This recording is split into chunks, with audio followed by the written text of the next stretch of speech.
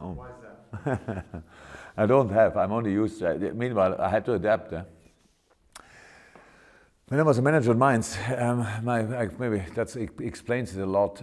I came in as a manager, and of course I played together with the guys I played together a week before. Then we stayed in league, and for the next year I could sign 2 players, but they had to be, we couldn't pay any transfer fee, so they had to be without any fee. Still very good players, by the way. Dennis and Niklas Weiland are their names, 2 brothers, which I signed, my first 2 signings. And so I always made the best of the circumstances we had. That was my job to do. I never asked for money to sign a player because I knew there's not a lot of money there, so why I should ask? And that's how it started, and that's why I'm used to take it like it is. So you cannot, I don't believe in buying success. But meanwhile, and Dortmund was similar. I came to Dortmund from Mainz and I thought now the big world and the big money will start to come. The first thing they told me, we don't have money.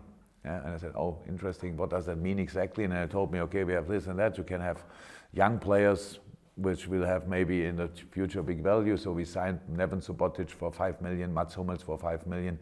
And these were the 2 players we could buy. Both fantastic players, but that's it. And then I came to Liverpool, and that's what I'm used to work with the things I have. And everybody's here constantly talking about buying players. And I'm not like this, but of course, meanwhile, we bought a lot of players, that's the truth. And then the last 2 transfers maybe were 2 of the biggest. With Virgil was pretty big, with Alisson was pretty big, Naby Keita was not cheap, Fabinho was not cheap.